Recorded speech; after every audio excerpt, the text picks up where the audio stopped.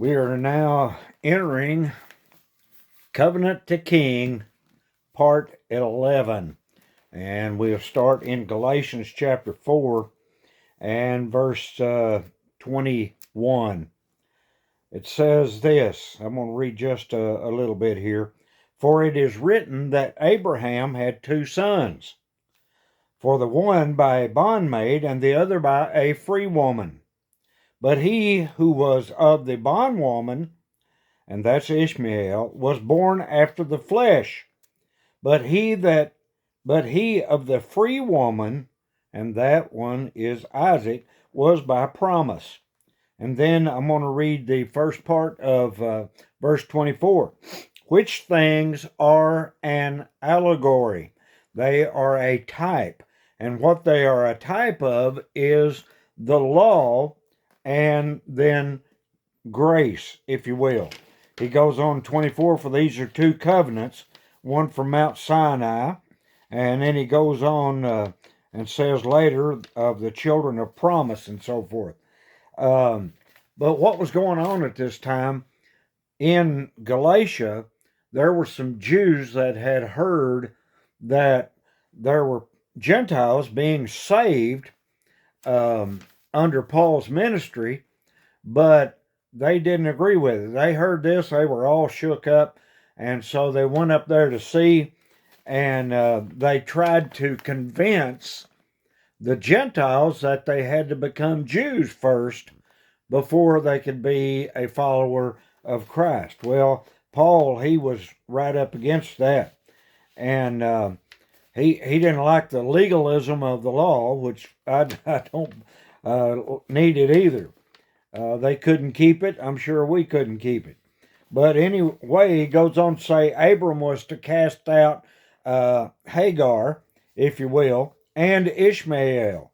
Ishmael was a type of the law, and Hagar was a type of Mount Sinai. But anyway, the law now represented in Ishmael was perfect from God's point of view. But from man's side, it was flawed. It was carnal. It was fleshly. It was weak. And the reason being is because man could not keep the law. And so those who try to attempt to keep the law of Moses, we've got to beware. There's a lot of people today, even in Israel, that say they follow Jesus Christ, but yet they try to cling to the law.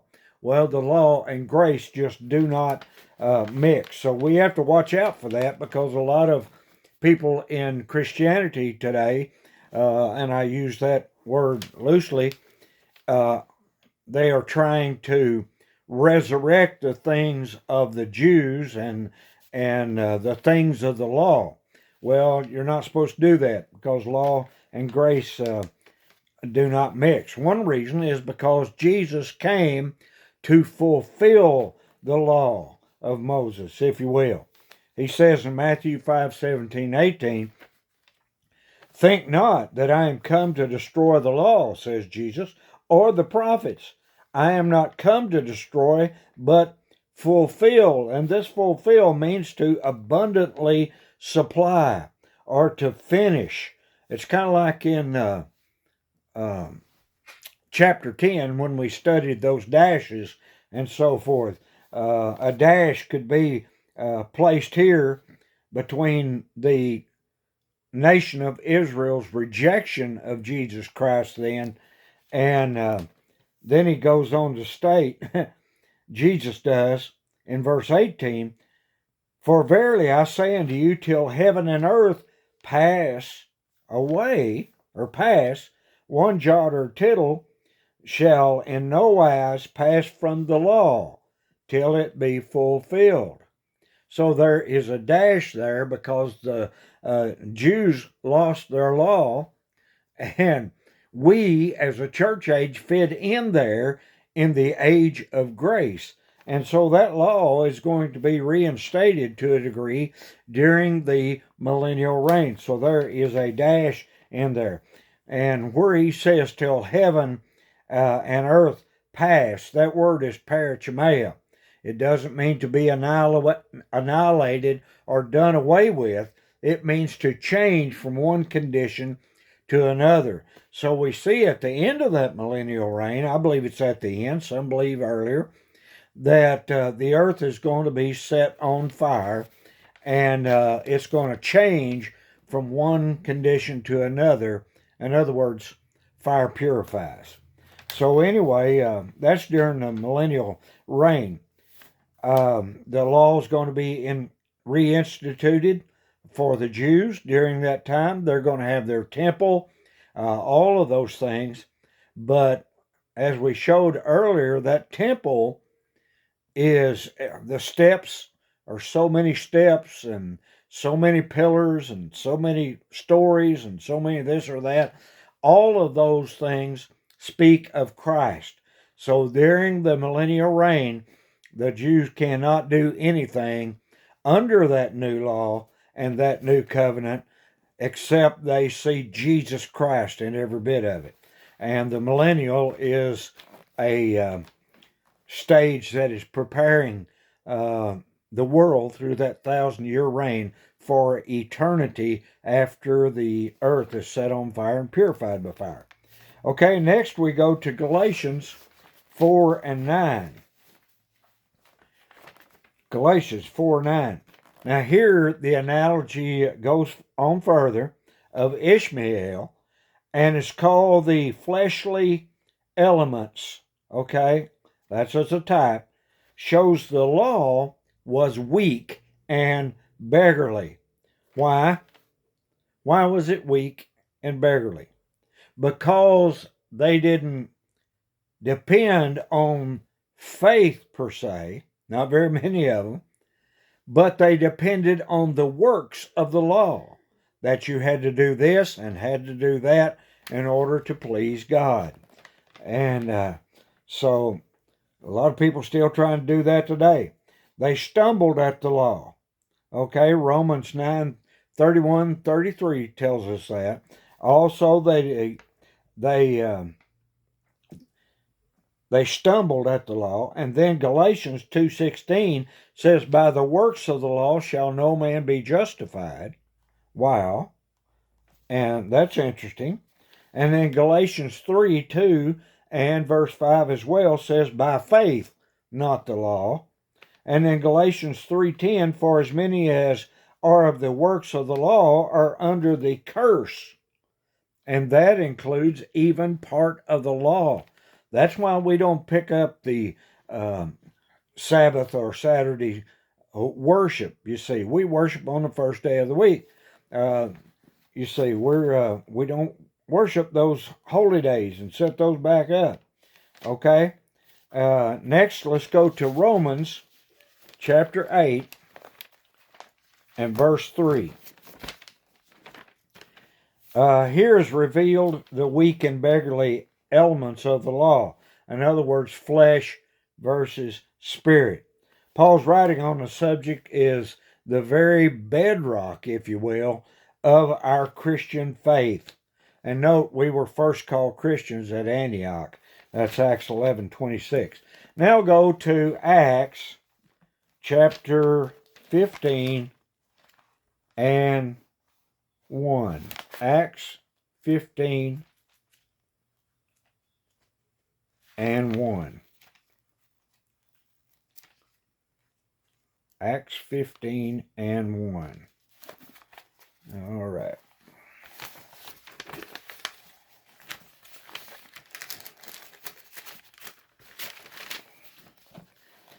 All right. And here's what they were disputing over, if you will. When the Jews got to town, if you will, they had got wind, as I said a while ago, of the Gentiles being saved and brought to their God, if you will, and they got all shook up about it. There was a large dispute, and here it is in chapter 15, verse 1. And certain men which came down from Judea taught the brethren and said, Except you be circumcised after the manner of Moses, you cannot be saved.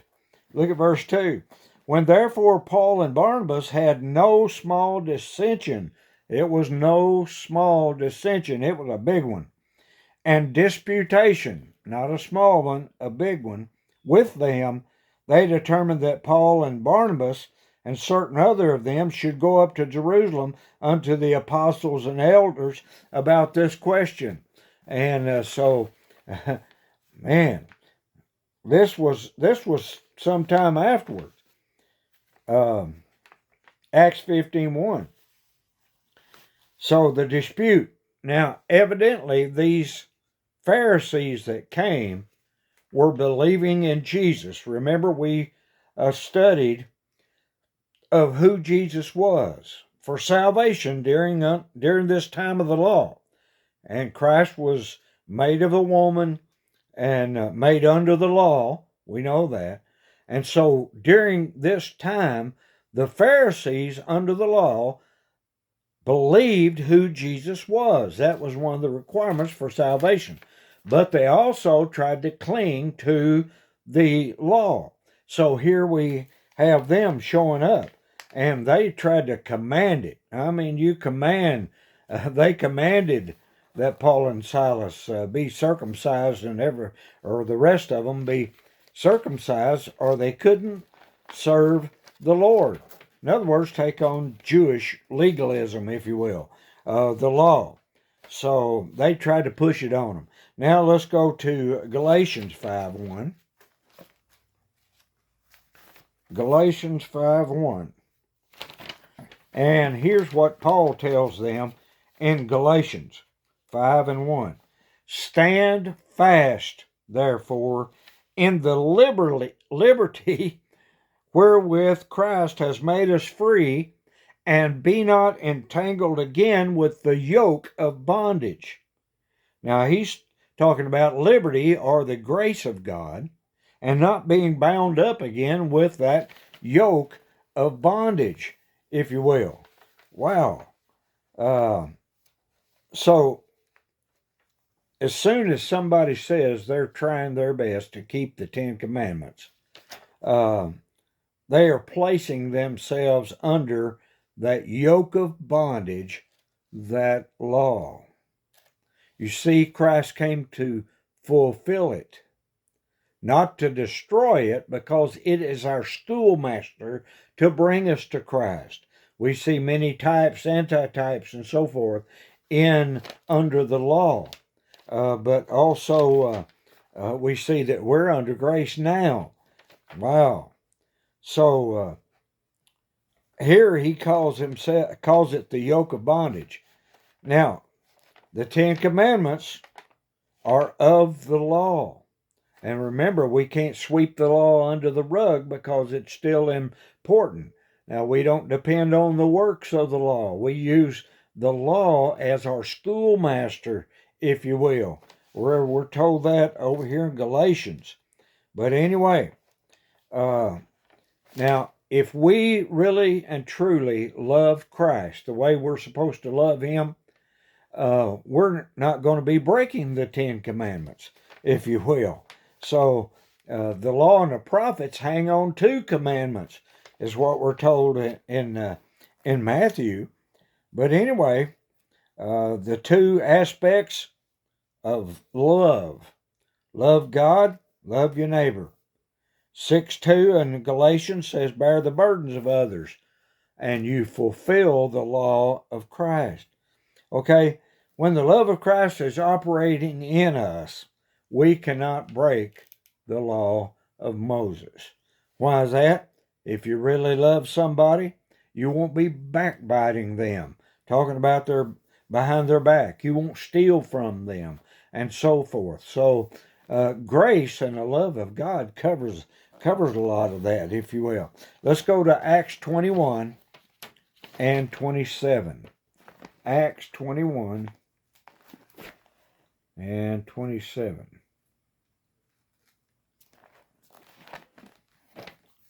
Okay.